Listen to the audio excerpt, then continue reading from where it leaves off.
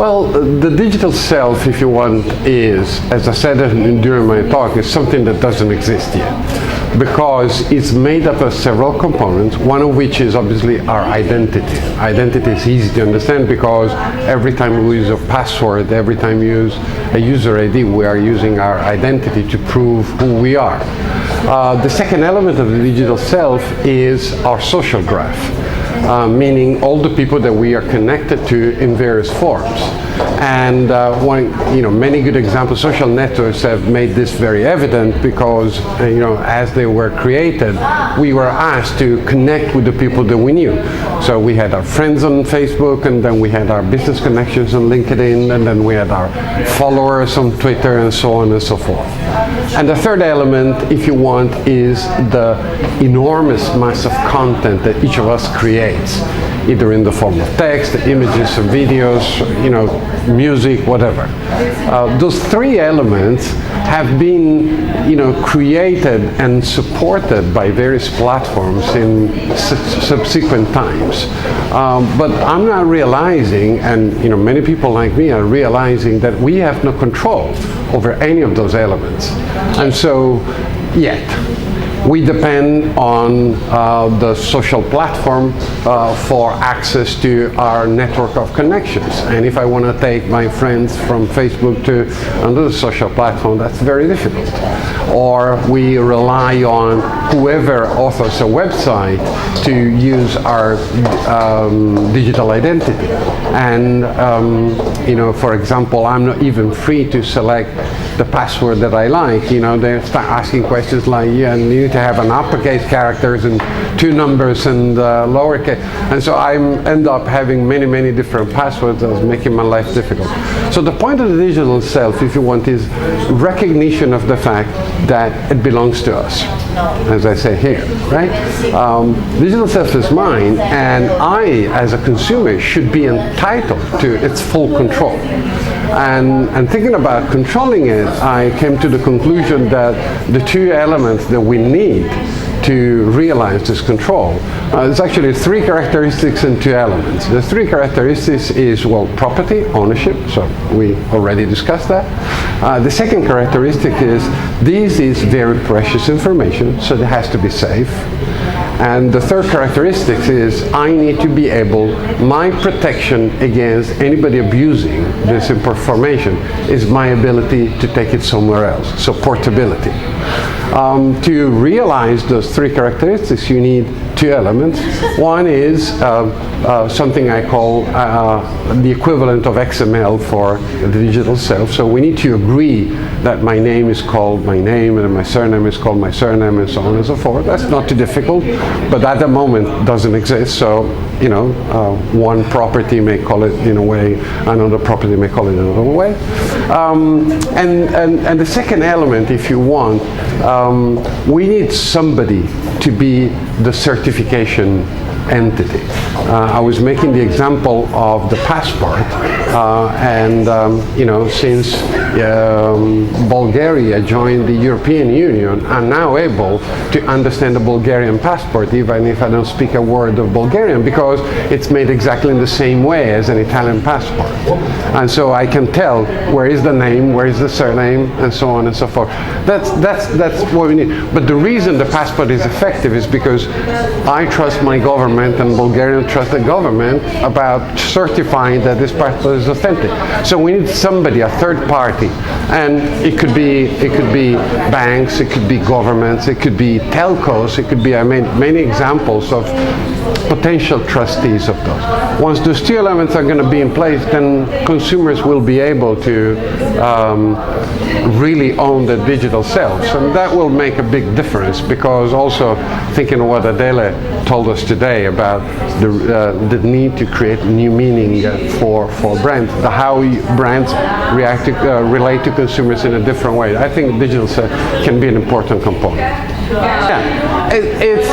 somebody asked more or less the same question yesterday during the discussion, and I think each of us must be able to choose to which extent we want, share, and be transparent about this information. I can imagine situations where the certification of identity is very important, and for example, voting, or for example, when I am, in a discussion about some issues, knowing who I'm talking to is important. But I can imagine other situations where actually knowing the other party is not so important. I made the example, how many of us have done eBay transaction of people that we actually have no idea who they are. They're just a nickname, but we look at the eBay scoring system and we know they've got a lot of feedback and it's all positive. So I don't really care what's your name as long as you're a trustable partner. So the transaction becomes even more important than the identity. And to go to the other extreme, I can imagine situations where actually hiding my identity is equally important. For example, if you unfortunately live in a country with an oppressive government, maybe you don't want to tell the government who you are. Maybe you want to have the ability to express your criticism without fear of retaliation. And the Arab Spring revolutions have proven that this can be very positive.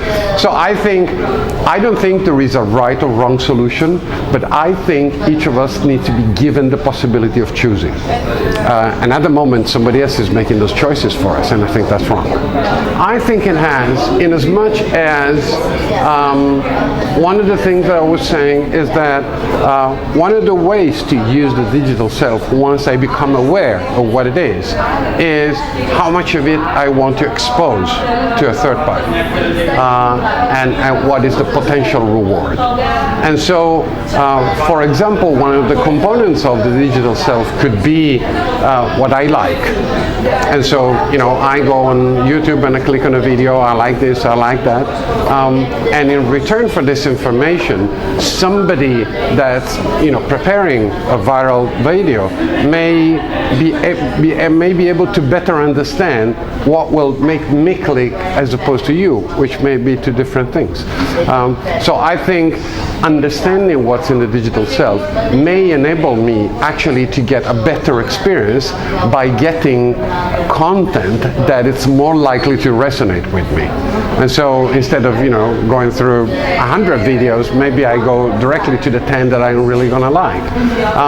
And so I think that is again an element of self-awareness, if you want.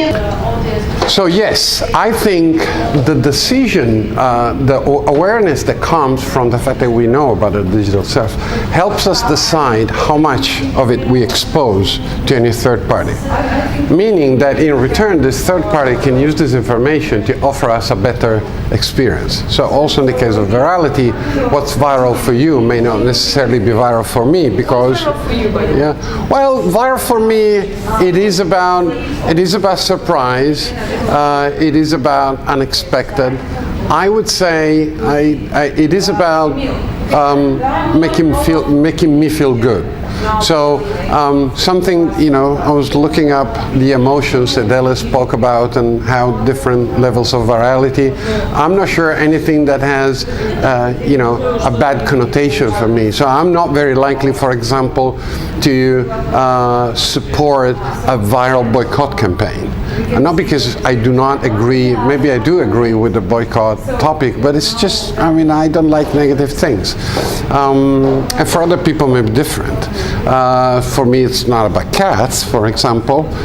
It may be more about dogs. So we're all different. But I think, when we get to something that surprises us and makes us, wanting to share with other people, the fact that, the person who's preparing this viral campaign has access to more information about us will enable them to put together a better product. So in that sense, it improves my experience, my web experience, because it exposes me to more relevant content. The issue of relevance Probably you remember in Davos we spoke about. It's a very big one for me, because I think time is a very precious commodity, and so every time we surf the net, we know that we're wasting some of our time. So the more relevant, either text or images or video we can find, the better our experience is and the better we think we're using our time. I think it is very difficult. I have a lot of admiration for the people that can pull out this kind of ideas. They can really put themselves in the minds of the prospective viewers. I think some of the formulas been given have a good beginning. I'm an engineer as background, so I like processes. I like to, and I don't think virality is among those. I think it's very difficult to reduce to a process. I like the idea of the DNA that Adele started to talk about. I like the idea of archetypes as handles for emotions. I like that. I think there is a lot of mileage in that, because I think the mind works this way. The mind has content that's deep inside, and we can pull out this content that's deep inside, whether it's emotion or rememberings or other content, by using handles. And so I think the idea of the archetype being the handle, so the hero, the gladiator being the archetype, so just making it happen, it's a good one. And I think it's more general breadth, but moving from here to designing, I think it's a very tough job, and again, lots of admiration for those who can pull it off. I'm a more passive viral, so I like virality, but being a victim of. I think there was a lot of fresh ways of looking at things, and I think whenever I compare my experience attending conferences and events in Western Europe versus other countries, I find there's a lot of the stuff that happens in Western Europe. There's a lot of incestuous talking to ourselves. So it's a group of, small group of people that are talking to themselves, and not an awful lot of, open conversation. Now, I think that what you have here is the ability to look at this with very fresh eyes. And I'm probably getting more than I'm giving in attending conferences like this, but because the kind of freshness, how you're looking at things, that cannot be, either you have it or you don't have it. And after a while, you will not have it, as we don't have it any longer in Western Europe. So I think, each of us should spend some time with people that are still looking at some of these things and say, gee, this is new. This is, well, maybe you can do this with that. And that's also one of the secrets of creativity, looking at things in a different way. Not just doing the same thing all over again. I think processes are fundamental for agencies to be able to work. And so, you have to strike a balance. It's a little bit of a contradiction here, striking a balance between something that cannot be locked up in a process, but the necessity, especially when we're running a large agency, to design processes that allow your agency to deliver what a client wants. So, it's a good balance, and I think part of refreshing, getting new ideas, opening up to conversations like this is really helpful. That's why I'm saying I'm getting a lot out of those. I think Europeans, well, when you compare, I wish I knew more about what will be Asian virality. I have no idea. Or Indian virality. I have no idea. I'm European, so I have a European viewpoint. And I think a lot of the connections that are there, and the reason why the little video about the Russian city was funny, because it played on Darth Vader. Now, Darth Vader is an element that's in your mind, it's in my mind, it's in the mind of Americans, it's in the minds of Asians and Africans, and I don't know. And you know, I had a good example yesterday when I was watching the Rap Info video. There was a lot of that probably connected with every Russian person that didn't connect with me because simply I didn't have the background. So the ability to understand what clicks with different cultures is probably what we need. And Europe probably has a better chance because we are so diverse. We bring it together so many cultures have been layered over many thousands of years. So we probably are a little bit more flexible than, say, Americans or the Chinese. So I'm hoping that this can be our contribution.